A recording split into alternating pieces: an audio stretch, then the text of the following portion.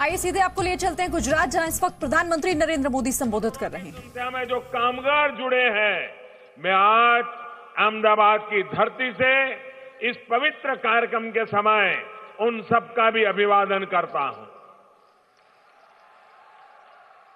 आज प्रधानमंत्री श्रम योगी मानधन योजना यानी पीएम सीएम आप सभी के लिए देश के लगभग 42 करोड़, यह आंकड़ा सुनकर के ही आपको ताज्जुब होगा, देश के 42 करोड़ श्रमिकों, कामगारों की सेवा में समर्पित है।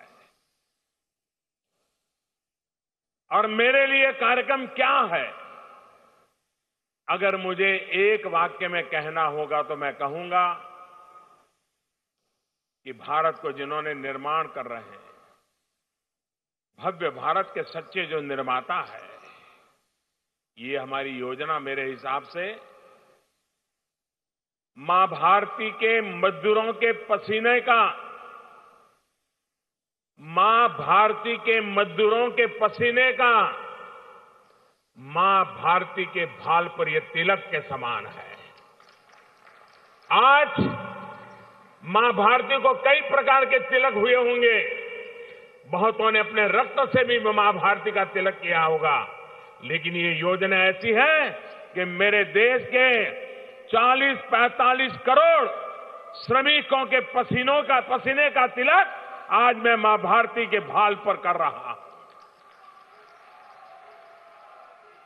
देश भर के वो सभी कामगार साथी जो घरों में सेवक के रूप में काम कर रहे हैं, जो घरों से कचरा उठाने का काम करते हैं, कबाड़ से आजीविका कमाते हैं, कोई कपड़े धोने का काम करता है, कोई बर्तन मांजने का काम करता है, कोई खाना पकाने का काम करता है, कोई बच्चों को स्कूल ले जाने लाने का काम करता है, कोई लेबर का काम करता है, कोई खेत के अंदर मजदूरी का काम करता है, कोई सड़कों का निर्माण करता है, कोई सिक्योरिटी के अंदर काम में लगा हुआ है, कोई रेहड़ी ठेली चलाता है, कोई बुनकर है, कोई रिक्शा चलाता है, या कोई फिर चाय बेचता है।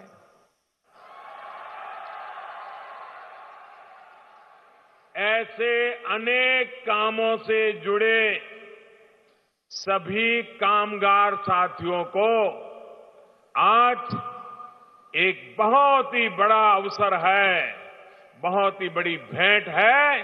मैं उन सबको बहुत बहुत बधाई देता हूं।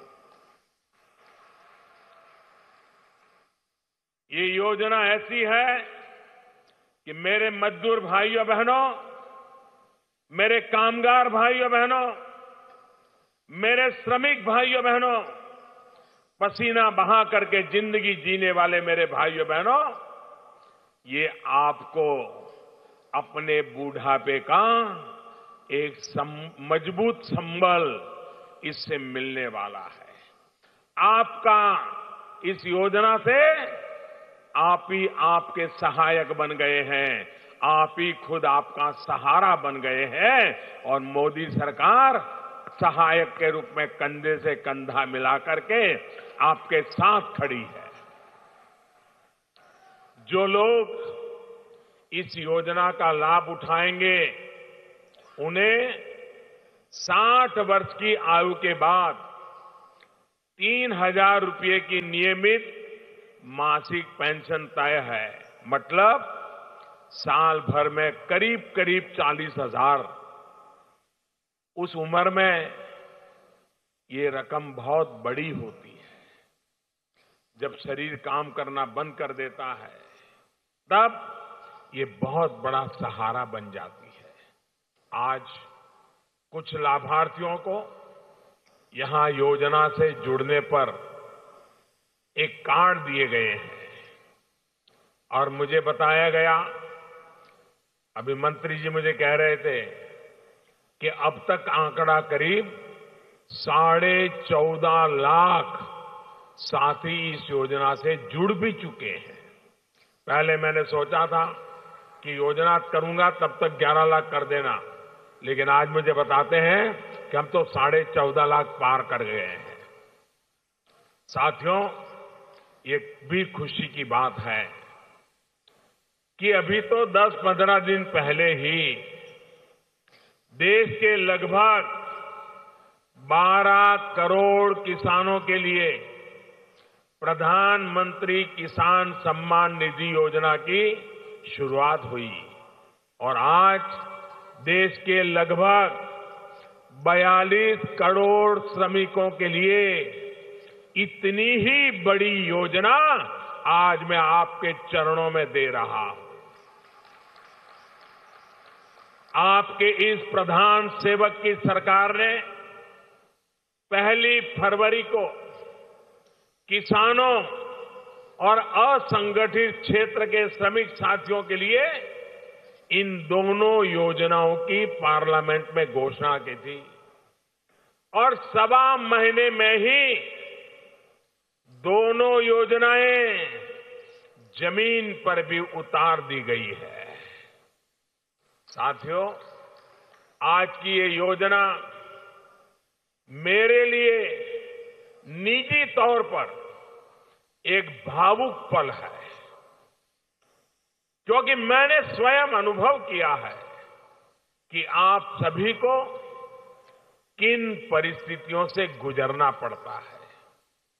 मुझे एहसास है कि देश के करोड़ों गरीबों, असंगठित क्षेत्र के श्रमिकों के मन में हमेशा ये सवाल रहता था कि जब तक हाथ पैर चलते हैं तब तक तो काम भी मिल पाएगा, थोड़ा बहुत पैसा भी मिलेगा, लेकिन जब शरीर कमजोर हो जाएगा तब क्या होगा। गरीब के उन हालातों में जितना पैसा मिलता है उससे इतनी बचत तो नहीं हो पाती है कि पूरा बुढ़ापा कट जाए। निश्चित रूप से उम्र के उस पड़ाव में जब आय का कोई साधन न हो तो वो दिन बहुत पीड़ादायक होते हैं। कोई सांस देने वाला नहीं होता है और दुर्भाग्य से ऐसे भी मामले देखने को मिलते हैं जब अपने ही जिनको बड़ा किया है, जिनके लिए जिंदगी खपाई है, वो भी हमारा साथ छोड़ देते हैं। भाई और बहनों, यही पीड़ा मेरे मन मस्तिष्क में थी और उस पीड़ा में से ही इस योजना ने जन्म लिया है प्रधानमंत्री श्रम योगी मान धन योजना। भाइयों और बहनों, आजादी के बाद के इतिहास की ये पहली योजना है जिसने समाज के उस वर्ग को छुआ है जिसके बारे में कभी सोचा ही नहीं गया, जिनको अपने नसीब पर, अपने भाग्य पर छोड़ दिया गया था। नारे खूब लगाए गए, राजनीति करने में कोई कसर नहीं छोड़ी गई। किसी ने गरीबी हटाने के नारे लगाए, कुछ लोग अपने आप को मजदूरों का मसीहा कहने लगे। इस देश में कई राज्यों में कम्युनिस्टों को सरकार बनाने का मौका मिला, लेकिन उन्होंने कभी असंगठित मजदूरों के लिए ऐसी योजना नहीं बनाई। गरीबों के नाम पर वोट बटोर लेने वालों ने 55 साल देश पर राज किया, उनको ये योजना याद नहीं आई। 55 महीने में एक चाय वाले के बेटे ने गरीबों की सुनी और योजना बना दी। कारण क्या? ऐसा क्यों नहीं हुआ? कारण साफ है, नीयत में खोट।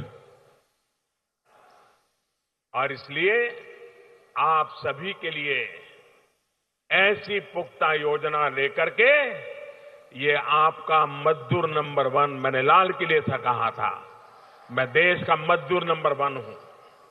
साथियों, पहले जिस दल की सरकार थी, जिसने दशकों तक देश पर शासन किया, वो जब गरीब को एक मानसिक अवस्था समझे, आप देखिए कैसे नेता है, ऐसे नेता 55 साल राज किया और टीवी इंटरव्यू में कहते हैं, भाषण में कहते हैं, गरीबी बरीबी कुछ नहीं होती है, ये तो एक मानसिक अवस्था होती है। अरे जिनके लिए गरीबी सिर्फ फोटो खिंचवाने का खेल होता है, जिसने कभी भूखे पेट रात को सोना पड़े तो कैसे रात कटती है, इसका जिसको पता नहीं है, उसके लिए गरीबी एक मानसिक अवस्था होती है। हमारे लिए तो गरीबी एक बहुत बड़ी चुनौती है। गरीबी से जूझने के लिए पूरा परिवार खप जाता है। भाइयों बहनों, भारत में गरीबी ये मानसिक अवस्था नहीं है, बल्कि ऐसी सोच वालों की गलत मानसिकता और गलत नीतियों का ये जीता जागता सबूत है, उसी का परिणाम है। साथियों, हम जो योजना लेकर आए हैं, उससे जुड़ना बहुत आसान है। कोई भी गरीब, अनपढ़ भी हो, घर काम करने वाली मां हो, वो भी आसानी से जुड़ सकती है। यहां इस मंच पर आपको पहले भी जानकारी दी गई है, लेकिन मैं देश के करोड़ लोग इसको सुन रहे हैं, इसलिए जरा विस्तार से बताना चाहता हूं, ताकि आपको और देश में मेरे किसी श्रमिक भाई बहन को कोई भ्रम न हो और वो इस योजना की अहमियत और बारीकियों को समझ सके।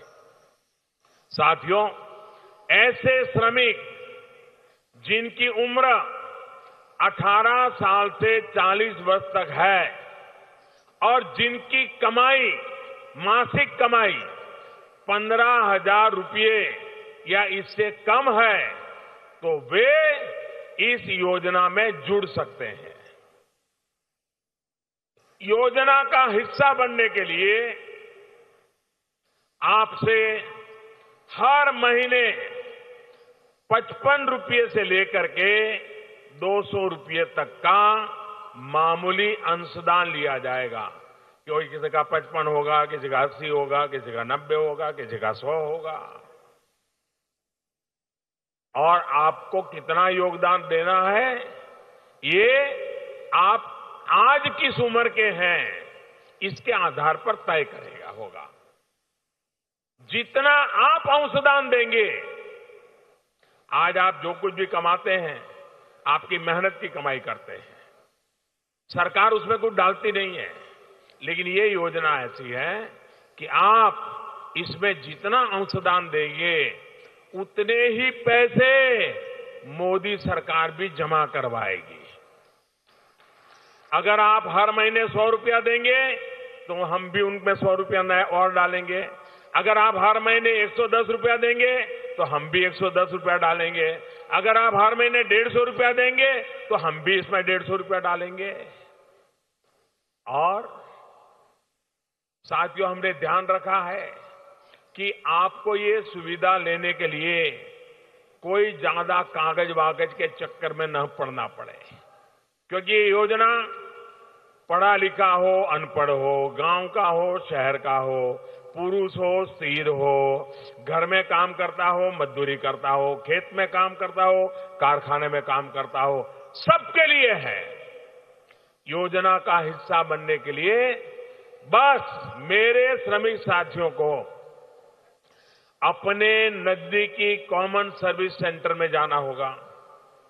वहां एक फॉर्म भरवाया जाएगा, जिसमें आपके आधार नंबर और बैंक में जो जनधन खाता है, उसकी जानकारी चाहिए। बाकी कोई कागज आपको जमा नहीं करना पड़ेगा। आपका काम सर्विस सेंटर पर सिर्फ कुछ ही मिनट में हो जाएगा। और यही तो है डिजिटल इंडिया का कमाल।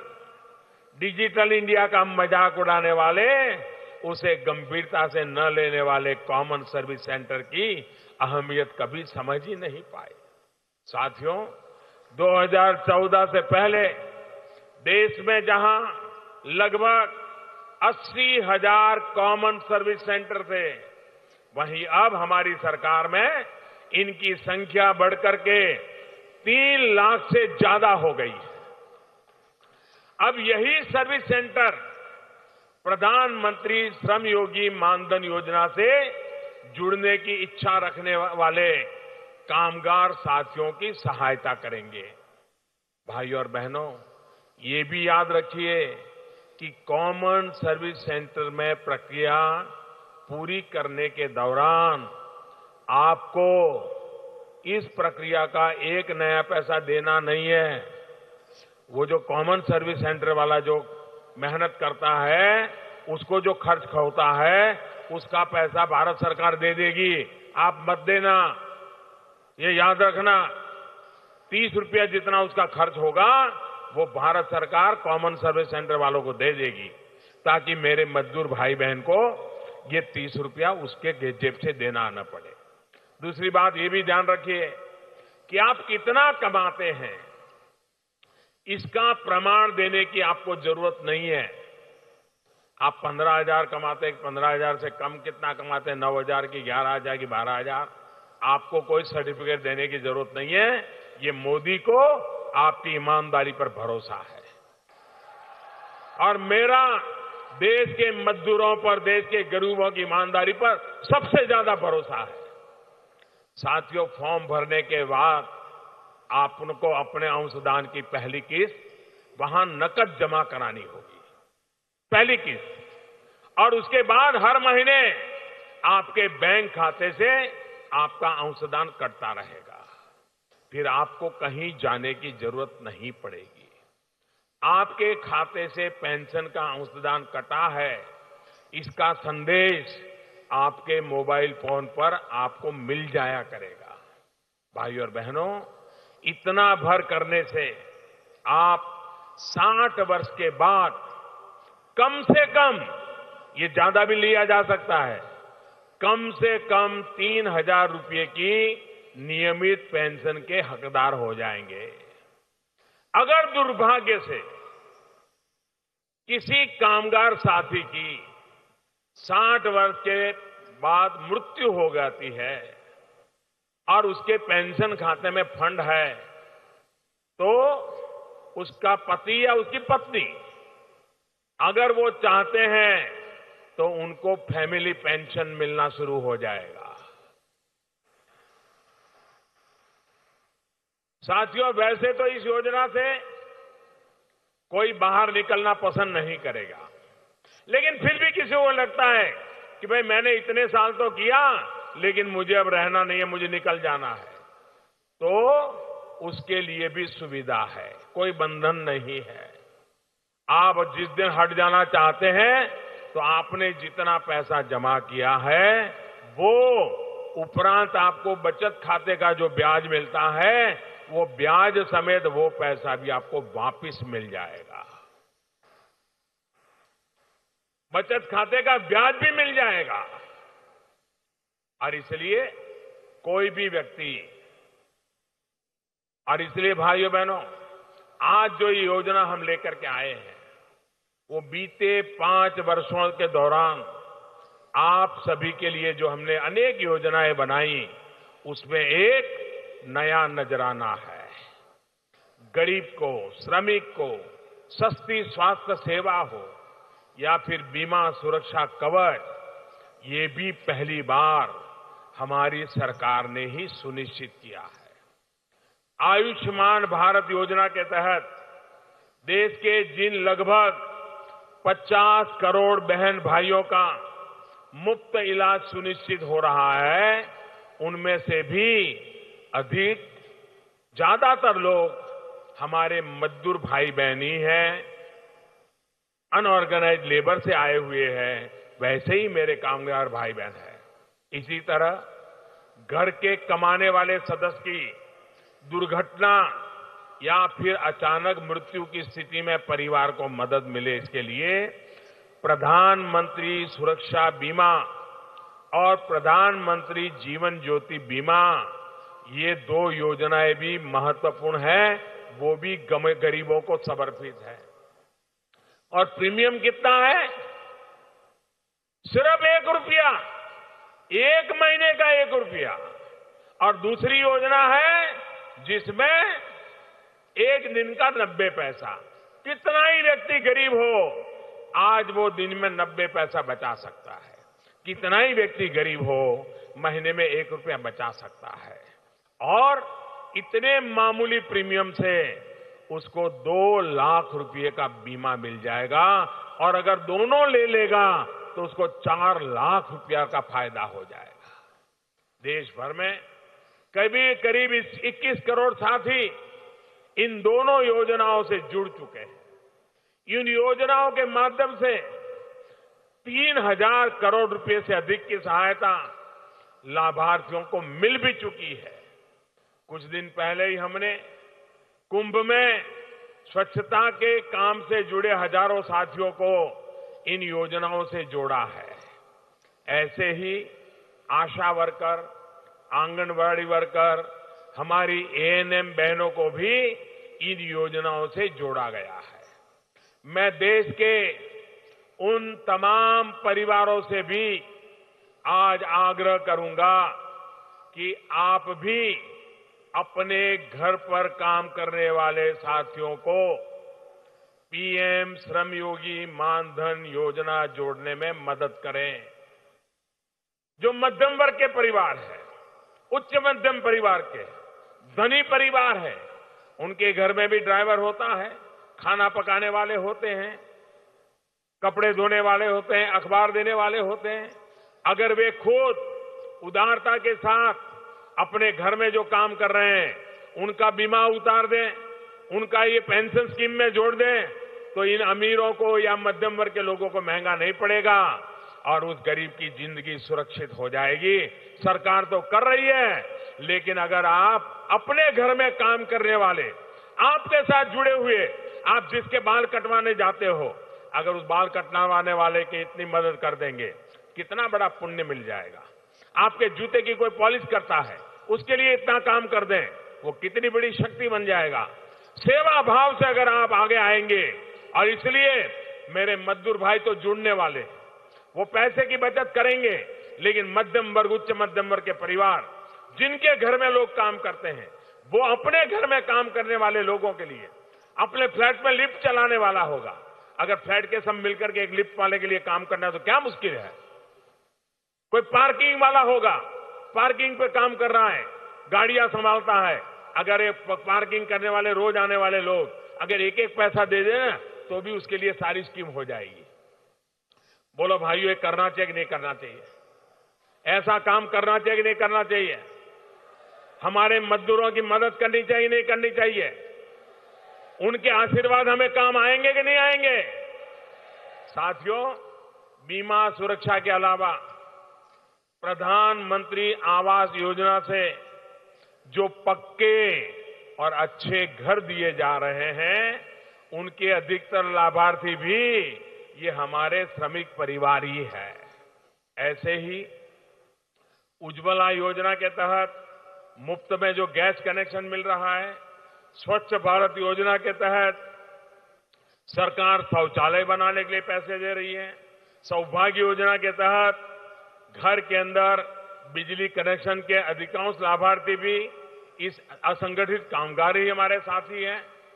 भाई और बहनों, मेरा खुद का, हमारी सरकार का ये हमेशा विश्वास रहा है कि कामगार के काम को मान मिलना चाहिए, उसे सम्मान मिलना चाहिए।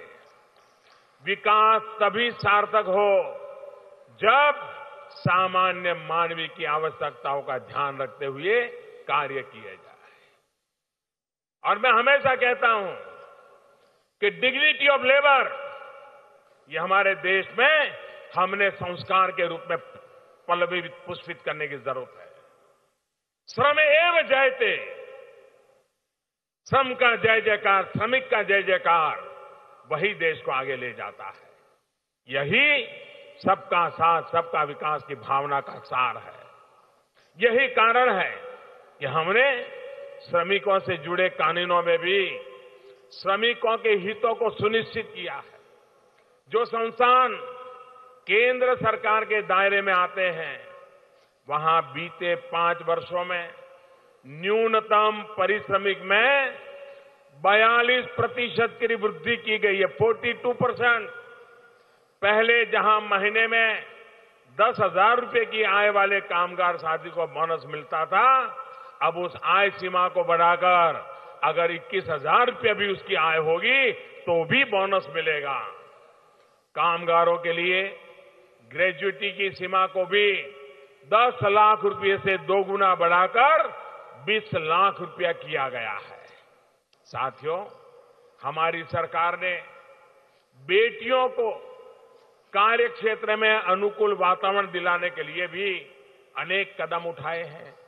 मातृत्व के बाद बहनों बेटियों को काम ना छोड़ना पड़े, इसके लिए मातृत्व अवकाश को 12 हफ्ते से बढ़ाकर सीधा 26 हफ्ते किया गया है। दुनिया के समृद्ध देशों में भी ऐसी व्यवस्था नहीं है जो हमारे देश में है। भाई और बहनों, महिला कर्मियों को लेकर जो एक बड़ी विसंगति हमारे कानून कायदों में थी, उसको भी दूर किया गया है। आपको ये जानकर हैरानी होगी कि हमारी बेटियां अंडरग्राउंड खदानों में काम नहीं कर सकती थी, कानून रोकता था। हमने इस कार्य क्षेत्र में जो भेदभाव था उसको मिटा दिया। इसी तरह देश की सेना में भी बेटियों के लिए नए अवसरों के रास्ते हमारी सरकार ने खोल दिए हैं। साथियों, अलग अलग कार्य क्षेत्रों में नए अवसर बनाने के साथ ही हम सामाजिक कल्याण की योजनाओं में ज्यादा से ज्यादा तकनीक को भी जोड़ रहे हैं। आधार नंबर, मोबाइल नंबर और बैंक का खाता इस स्त्री शक्ति को, आप जैसे करोड़ों साथियों की ताकत हमारी सरकार बना रही है। भाई और बहनों, गरीबों, कामगारों और किसानों के नाम पर योजनाएं तो पहले भी बनती थी, लेकिन वो योजनाएं बिचौलियों तक ही, जब तक बिचौलियों को लाभ न पहुंचे वो आगे जाती ही नहीं थी। अब वक्त बदल चुका है। ये आपका चौकीदार चौकन्ना है। बिचौलियों और भ्रष्टाचारियों की ये सारी बिचौलिया कल्चर को उस पर लगाम लगाई जा रही है। अब सरकार और कामगार के बीच सीधा संवाद हो रहा है। योजनाओं का सीधा लाभ आपके बैंक खाते में जमा हो रहा है। भाई और बहनों, आपके इस चौकीदार की यही ईमानदारी बिचौलियों और दलालों के हमदर्दों को जरा परेशान कर रही है। उनकी नींद हराम हो गई है और इसलिए वो जोर जोर से चिल्ला रहे हैं। 5 साल से दुकानें बंद पड़ी हैं, दलाली बंद हो गई है, बिचौलियों की कमाई बंद हो गई है और इसलिए चिल्ला रहे हैं, जोर जोर से चिल्ला रहे हैं, मोदी हटाओ, मोदी हटाओ, मोदी हटाओ, क्योंकि उनका दाना पानी बंद हो गया है। लेकिन आपके आशीर्वाद से करोड़ों लोग आज मुझे सुन रहे हैं। मैं फिर एक बार कहना चाहता हूं, देश के मजदूरों का, देश के गरीबों का, देश की माताओं बहनों का जो सपने लेकर के बैठे हैं, ऐसे युवाओं का मुझ पर आशीर्वाद है। और आपके आशीर्वाद से ये चौकीदार अड़ा है, अपने इरादों पर खड़ा भी है।